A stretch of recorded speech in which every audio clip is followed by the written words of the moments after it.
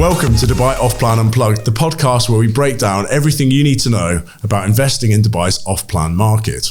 Whether you're a seasoned investor or just starting out, we're here to give you insights, market trends and strategies to help you make the very best investment decisions. I'm Simon Baker, Managing Director, and I've been working in Dubai's real estate industry for 20 years, helping clients navigate the opportunities and challenges of the market. Joining me today is Rennie Sanger, our off-plan investment sales manager. Rennie has a deep understanding of the off-plan sector and has worked with investors from around the world to identify the best opportunities. Today's episode is all about uncovering the most exciting investment opportunities. We'll be discussing why villas and townhouses continue to dominate, which areas of Dubai are set for the highest growth, and the key strategies for maximising capital appreciation. So Rennie, welcome. Thank you. Thanks for joining me again. Okay, so today we're going to be talking all about off-plan. Is it still a strong investment in 2025? I guess the first question could be, why does Dubai continue to attract off-plan investors in 2025? Well, there's a lot to unpack there, right? Because Dubai has arguably stolen the limelight for investments of the last 4 or 5 years, and it's just kind of been year-on-year growth. But I think more so now, 2025 is not only the obvious lure of investments in Dubai and the sun, sea and sand and tax-free havens and so on, which we've known and not necessarily changed over the last 20 years or so, right? I think it's probably largely dependent on what's happening in so many other places around the world, which has just kind of brought the spotlight to Dubai. And all of the reasons that you and I have kind of fallen in love with the place, some for yourself, maybe some 15 years ago, and myself only 6 years ago. But that has come now, I think, to the forefront, particularly if you look at what's going on in UK and Europe. And it seems like there's almost like an unrest and people are dissatisfied with what's going on locally, economy, and now saying, you know what, if it was ever a forethought, the time is now. Sure. I think, as you touched on, Dubai's always had the sort of reasons for, lack of taxation, sunshine, and I guess in more recent years, certainly we've seen that people are moving here, a lot from Europe, and moving here a lot because of safety, security for their families. And, I think certainly improvements in like healthcare and education and all these things have been really big pulls. And if you're a family man, you've got young kids, primarily a lot of people seem to be, they're not leaving London suddenly now because of tax. It's always been the case, isn't it? Yeah. But I think they're leaving now. Possibly they're not feeling as safe as they once were, which is obviously very sad. But and also in terms of an opportunity for their family, I feel that, I don't know what you're noticing, but I feel like a lot of these people are much more coming for the long term now. It's not it's not a short term knee-jerk reaction, is it? They've probably thought about it for a few years. And I think that's been the big shift, at least from the conversation that I'm having with a lot of people in the UK primarily, where once upon a time, it was very much like a bachelor sort of move. You come to Dubai as a single person, give it a go, see what it's like, and you could almost like just try it out, right? But now we're actually seeing established families literally uproot, take their children out of school and actually making the bold move to Dubai. And I think that conversation is really interesting as well. And it's kind of almost touching with the pain points that people are experiencing. Now, obviously, a big one for a lot of people with children in private schooling is the 20% added VAT to that, right? So in the UK, that's so a big shock, isn't it? Yeah. And you've got to think about the profile of those people. Some people may be working 2-3 jobs to try and maintain that and give their children that kind of privilege and opportunity. It's not just the wealthy amongst us that are feeling that pain point. And then suddenly these private schoolings are perhaps having to even close down as a result of less people being there, putting more pressure on the state school. And then suddenly it just all doesn't really seem to make sense. The people I'm speaking to are now saying, you know what, enough is enough. It's kind of always been that tingling thought at the back of their mind, but to the point where there's that, right, it just doesn't make sense anymore. And that's at least the trends I'm seeing. Okay, no, very good. And then in terms of properties, obviously Dubai's been in the perfect storm in the last years, hasn't it? We've had quite low number of units hand over per year. You've got a huge demand of people coming here, so population growth. Yeah. And in terms of simple supply and demand and their metrics, almost everything's done well, hasn't it? Yeah. What are the properties that people are looking at now when it comes to the off-plan market? I think there is no secret that the villas represent, the most value now, just as you said, kind of going back to the supply demand element of it. But I think kind of bringing that whole story all the way home, that if you got established families leaving UK and Europe and so on, now heading to Dubai, an apartment just won't suffice anymore. And they're used to living in, maybe expansive size houses and so on. So suddenly that need for a standalone villa has never been more prevalent. So I think we're starting to see that not only by way of demand, the lack of supply, but also being reflected in the developers and what they're actually bringing to the market. We find ourselves almost in a perfect storm, as you say, where suddenly, for the first time in a very long time, we've got a good 4 or 5 really good villa offerings of the market. And often we'd maybe wait 1 or 2 years in between before we see that kind of supply come to the market. So I think it's almost kind of balancing itself out by way of the perfect storm for the need to be there, and suddenly there's a bit of supply for it. But I think that's definitely where the demand leaning towards. And obviously we mentioned the UK, so we've kind of answered this question, but is there really a strong demand still internationally? Have you seeing other countries or people that are doing this similar thing to the UK, or is it just the UK? I think when I look at this a bit more holistically, and if you look at the kind of bigger buyers in Dubai over the last 15, 20 years, it's largely been Indian, Pakistani nationals, Russians.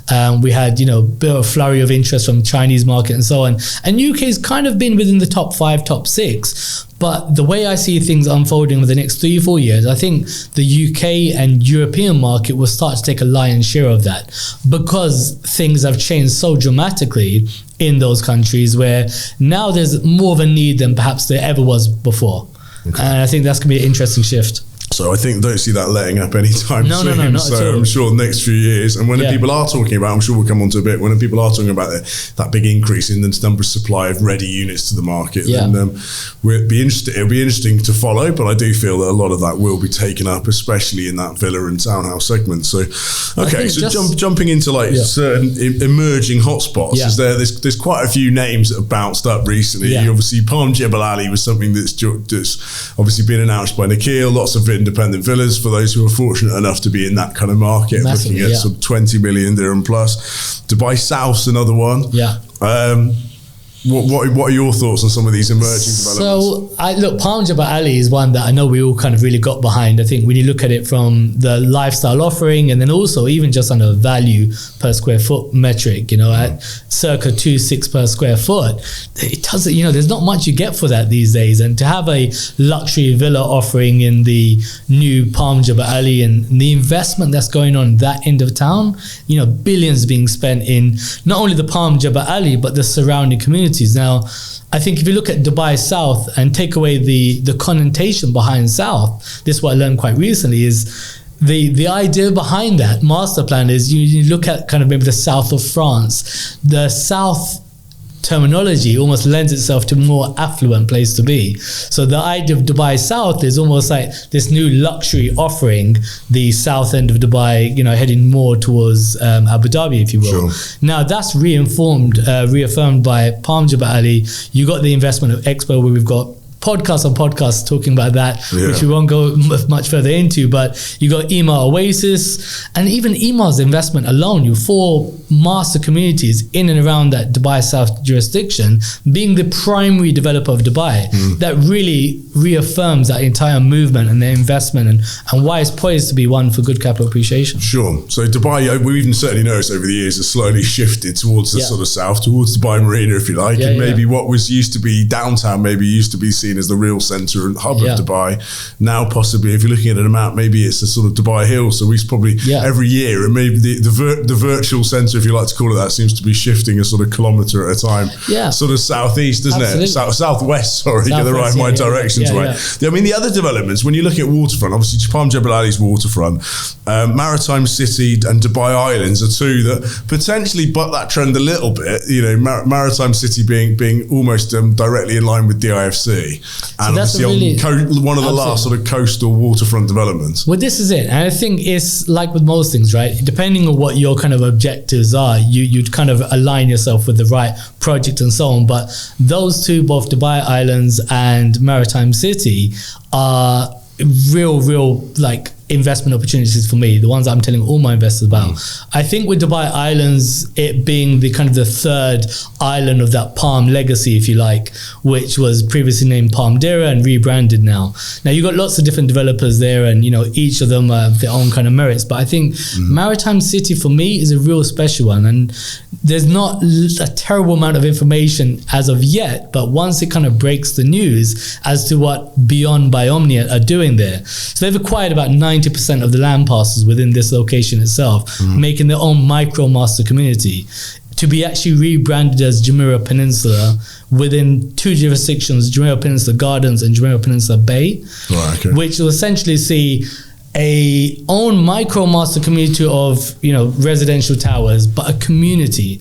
Now I know at House and House we always kind of get behind communities, be it EMA, be it Select, and some of these other ones that we've come and seen, but I think the real value here is the fact that they're going to continue to have these towers which will see price increases and control on the F&B, the boutique luxury offerings like a First Omnia Mall, which will be like Fashion Avenue-esque, the idea that there'll be a Dorchester hotel within this location as well. And I think if you kind of almost take a holistic view to what that looks like, if you have a hotel operator, at least with the prestige of the Dorchester, the amount of investment they'll be making in terms of research and development to make sure that there's going to be this occupancy there and a need, as well as the private residences that they'll offer, it really reaffirms this whole movement that's going to happen here. Now, connect that to would the you RTA. say that's a kind of 10-year investment, or is that something that's a sort of mid to long term? I think it probably mid to long term, in terms of you can get some real capital appreciation and ROI traction in the earlier handovers. But like with most things, to be able to see it to come full circle, you want to be able to see that entire community be completed. Kraken are doing all the landscaping, 10,000 trees within that location. Actually, where the next 7-star hotel is due to be, a private beach club. I think there's so much to go at here, but understanding just building by building, you never really quite understand the value. Taking the time to learn the intricacies of the community is definitely one of my top picks. True. And I think you touched on it. We've always been big fans of sort of community living, and I guess the really, it's always been the preserve of the big boys like EMA, who've built developments like Dubai Hills Estate. We were selling that 12 years ago as a company, and then today, and probably it's only really post-COVID that it's really come into its own. The development's really established itself. So it's the best part of a 10-year plan, really, isn't it?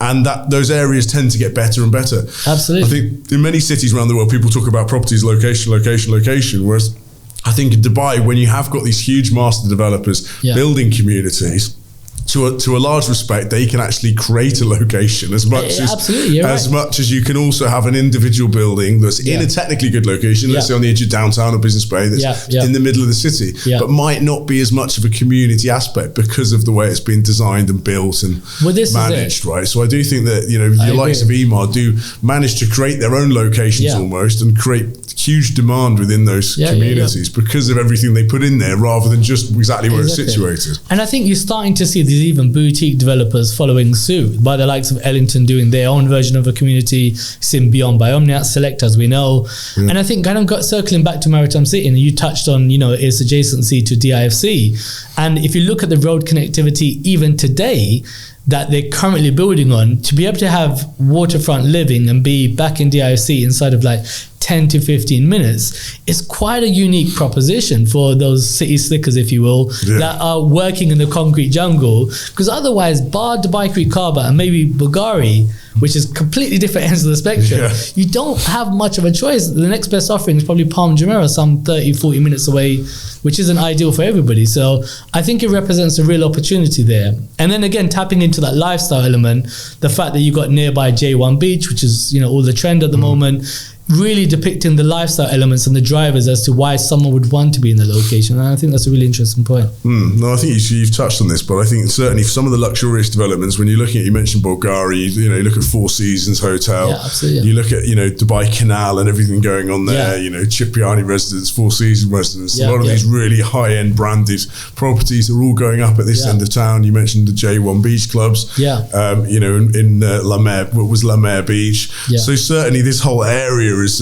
for this sort of high-end high net worth, ultra high net worth individuals, quite possibly where they want to be.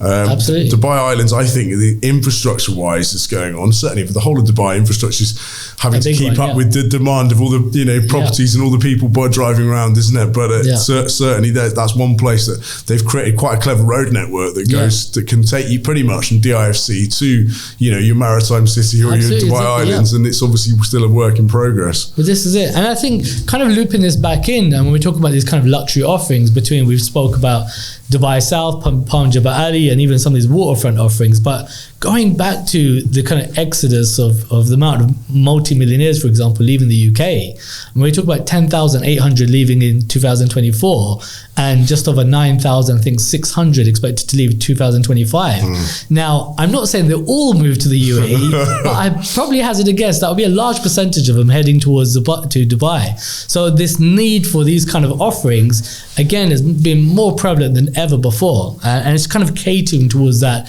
demand that we see unfolding within the next 3, 4, 5 years. No, sure. Okay, so you've touched on families moving here. Certainly when they're coming from London, I guess when they're comparing city to city, then even though Dubai has appreciated a lot, it does seem probably like it's fairly reasonable value for money. You can sell your, to maybe your terraced townhouse or terrace house in London and possibly be buying a really nice big detached villa in Dubai for the same money with a swimming pool and whatever other facilities for your kids. So that brings me on to sort of villas and townhouses. There's been a huge demand for them, post-COVID, obviously that demographic changing. How do you see that going into the future with, end users? Do you continue to see that growth? Absolutely. I think, in fact, I probably lean in and say the villas are probably the best investment you could make today and see it through for 10, 20, 30 years, just because even if you talk about the whole market cap and we talk about this as a whole, but to say there's only like 5% supply in the entire market for villas, 1% being the off-plan supply that we saw last year, there's nowhere near enough, at least of this demographic that we're seeing in real time entering the market. So just to clarify, that's only 1 in every 20 is a detached house. How many townhouses are there at the moment? So about 10% supply we saw last year in terms of how many townhouses coming to new off-plan. Exactly. So 1% villas, 10% townhouses would tell me that if I could afford a villa, I'd probably try and buy one that wasn't attached to your neighbour. Correct, and then almost in that order, right? So villa being top choice. If you can't necessarily afford that, townhouse. And look, I say this with a pinch of salt because it's not downplaying the investment opportunity on an apartment. I think I'd argue you need to be a lot more strategic about where you buy an apartment and what your reasoning are far earlier, establishing that. What is the objective behind it? If it's just ROI, fantastic. If it's a capital appreciation play, but then you can't just buy any given apartment anywhere in Dubai. As great as it is, and you and I are big advocates for it, but there's a lot of ways you can kind of, throw your money away as well. So it's just being strategic about it. Okay. And in terms of special villa communities, so, put your money where your mouth is, what would you be looking at, Rennie, if you were saying today, if money was no object? Okay, go on. First, money no objects. Someone gives you 20 million dirham. What would you go and buy with that if you had to buy one property? I would buy a 5 or a 6 bedroom expansive villa with a basement on the lagoon in Emaar's Oasis. Right, okay. So as we know, we've just launched this address branded villas in a community that's going to have 3,100 villas in total, a Beverly Hills, if you will, no townhouses, no apartments, a park that's double the size of the park as we know it in Dubai Hills Estate, a foot area that's almost the size of Dubai Hills Estate, but again, only 3,100 villas. So that exclusivity element is nothing like we've seen in Dubai. Certainly, obviously, without the apartments, I think in Dubai Hills is what sort of about 20,000 apartments. I haven't got the exact exactly. So 27,000 in total, and by the time all of the new off-plan launches come about, that could scale up to 35, 40. And then you look at Dubai Hills Estate and you've got everything from like a collective, which some very fortunate people purchase at like 800,000 to your mega mansions, 200 million and above in Hills Grove and everything in between. But I think when you start, massive. But certainly maybe not the exclusivity and acres would hopefully, without the apartments, without the townhouses even. Yeah, exactly. Just bigger villas and a lot less units, I guess, will offer a lot more exclusivity. For those people who can't quite afford that level and they want the town, let's say a townhouse, yeah. you know, let's say, you know, more normal money, $1 million maybe, was sort of £700,000-800,000 depending on the exchange rate. So you got 4 million dirhams. What would you be looking at? So you're on the cusp of a couple of things here. So you still got really good options in Emaar's The Valley, which has kind of gone from strength to strength, and the infrastructure that's happening in and around that community as well makes it a bit more poised for capital appreciation. And really exciting news that we're going to see come out is Emaar's new launch of Grand Polo Club and Resorts. Now that is a single-handedly one of the best investments you can make this year, being the first launch of a brand new Emaar Master Community. Now, bearing in mind, Emaar Master Communities only really come about every 3 or 4 years. So we're in a real, you know, special moment here where they're about to launch a brand new Master Community. Emaar's foolproof plan when they launch any community is first launch is best prices, bigger sizes. And that scales back to, you know, the residences, which I'm sure you were selling in downtown, Dubai Creek Harbour residences, Emaar 6 Towers, Mulberry, Maple, Sidras, you know, that is foolproof. There's a lot of good examples. So you can literally trace that back. So first phase is what you're telling you. If you wanted to make the best return on your investment, Emaar, I guess, you know, you want to look at track record. So 20 plus years track record of building, you know, quality integrated communities that are very well managed. And if you get in early, is what you're saying is that's it. And look, most surefire way to make a good return, I guess. There's no such thing as a guarantee, but that's probably as close as you're going to get to it, I'd argue. So look, Emaar build out for capital appreciation on every launch. So whether you come in at the first phase or towards the end, you will get some level of appreciation. But if you can have almost that delayed gratification and wait for that build out of that community to get in at the best price per square foot.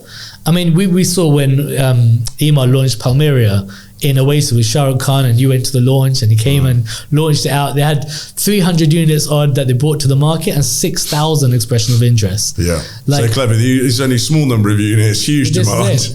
And this is it. They create that frenzy in one day. And then the legacy just continues to sell it. Which sometimes is hard to believe, isn't it? If you're not in Dubai and someone says, oh, they sold out 300, I'll tell you, 302 to £3 million villas in 10 minutes. I probably think, wow, whatever. I think maybe some people need to experience that and go through that process, unfortunately, to see it really happen. So I mean, okay, so getting in early, first phase, really, really important. You mentioned quite a few examples there. I guess Emaar do have that track record of, you know, places like Arabian Ranches is 20 years old, and I'm sure Oasis would offer a lot higher end facilities, if you like, and amenities to its residents in the future. Absolutely. However, even though Ranches is older, I mean, I'm a bit biased. I lived there, lived there for 8 years and quite enjoy living there. But it's green and it's established, and to me, those developments get better and better with time. Yeah, absolutely. I mean, again, Arabian Ranch is a good example of it. You go to Emirates Living, and you know, people still are fighting over each other to purchase like a Springs townhouse today, right? Some 22, 23 years on, and that is a true, I guess, paying heed to Emaar community management that you and I talk a lot about, and it's that. Whilst Dubai is still quite a new emirate or city, if you like, as a whole, to be able to see a development after 20 years is quite special in Dubai, because not many have kind of seen the test of time. And I think to be able to see that almost legacy, if you like, instills confidence into you buy the next best thing that's going to be handed over in 3-4 years, knowing for sure in 20, 30, 40, 50 years from now, it will be, you know, in good shape, as well as the low density in terms of by way of supply and that real luxury exclusivity element of it, which is not that easy to get anymore. So I think that represents a real good opportunity. Okay, I mean, how would someone say to you, you know, timings that some people obviously might feel today, oh, the price has gone up significantly. Are we timing it right? Are we getting in at the right time? What are your thoughts around that? So I think the idea of the timing is never perfect, right? I mean, you know, you can trace it back to the conversations I had with people in 2020 or 2021 saying, this is the best time. You know, these offers are incredible. You need to look at it. But, you know, hindsight's a beautiful thing. And I think now understanding the trajectory and what Dubai's plans are over, you know, the D33 economic agenda and the 2040 urban plan, what the plans are for not just from a GDP perspective, but how many people are going to be occupying the emirate and so on, then, you know, you feel really assured by the Dubai's vision and the leadership and the direction in which it's going. And seeing those numbers in real time, there's about 170,000 new residents last year, and that trend doesn't seem to be stopping. So no, it does seem to be. I think that's all testament, as you just touched on, testament to what the government's put in place post-COVID. For one, certainly couldn't have predicted that we'd come out of COVID, and we could see it was reasonable value, and it was like, yes, why not buy when it's reasonable price? But I don't think anyone could have predicted how fast it then appreciated over the next 3 years, how well Dubai's recovered from that. And I think that's all testament to, obviously lots of initiatives, aren't there? New businesses, golden visas and all these things. But also I think more testament to Dubai's vision of, building the best city in the world, having a, D33 economic agenda and these, really big overriding visions for people to buy into, that to feel like we're buying into the right city rather than just necessarily worrying about the property first. Absolutely. And it's actually adapting to change and, trying to be at the forefront or the trailblazer of, anything new, big innovative sort of tech solutions. If you're in fintech, if you're in tech, if you're in crypto, if you're in AI, Dubai is all over it. They want to be like the top 1% in that field. So again, golden visas are probably as easy as they've ever been. But if you happen to be one of those fields, they're near enough giving you passports, so they say. They really embrace you. So I think that also just shows that visionary leadership and trying to be at the forefront of everything. But again, when you talk about timing, and this is one that I know you and I have had conversations off air about, but if you look at, for example, something like the Oasis and this off plan, and look, there's been loads of conversations about whether the ready alternative is actually cheaper than purchasing off plan. And to be honest with you, as maybe being quite candid on air, sometimes it actually was cheaper to buy the ready alternative. Sure. And there's no secret about that. But when you look at, and then I guess it depends on what you're getting as well, right? Well, absolutely. Because some of these new communities, arguably, I love ranches and I live in ranches, but arguably, I believe that Oasis will probably be worth more, on a price per square foot basis, or however you want to compare it, probably be worth more than ranches in the future. Well, this and which then obviously gives you huge scope for capital growth potentially, doesn't it? Exactly. And even if you look at it, and even if the market didn't move at all over the next 3-4 years by completion, I mean, based on comparables like a golf place in Dubai Hills Estate or Fairways, for example, the appreciation that you have already built into like an Oasis villa, it could already be 50% up if you was ready today. So that's based on no movement at all. Now, if the needle does move a little bit, it's an incredible opportunity. And that's the same with like the Acres and some of these other big villa launches as well. I know we're talking about EMA a lot here, but there are some good, really insightful. No, there are quite a few exciting developments, aren't there? I think it's just establishing what fits within budget. Investor, you're looking to either investor or an end user, and you're looking for, we've got to try and help you work out what fits your requirements and what fits budget wise, and try and look at the very best opportunity there. But I think as you touched on earlier, certainly not all investments are created equal, and there are going to be times where you might buy an apartment in the wrong location, or that might not return what you expect. What it's set out to be, but again, and it's like that age-old thing, when is the best time to buy? And if it's for personal use, it's almost redundant. If you plan to live for 10, 15, 20 years, it's more so purchasing a property that just fits with your lifestyle and your needs must by way of requirements. I'd appreciate that whilst we're all expats here and they're not giving us passports, you kind of need to have one eye on it as an investment as such.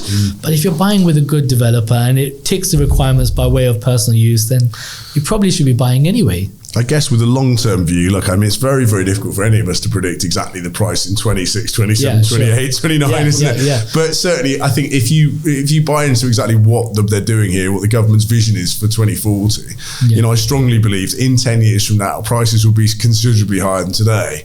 What's the route to get there? It's very hard to predict, isn't it? And obviously, you are going to see an increase in supply, and I think navigating that, you want to have a sensible, mid to long term plan.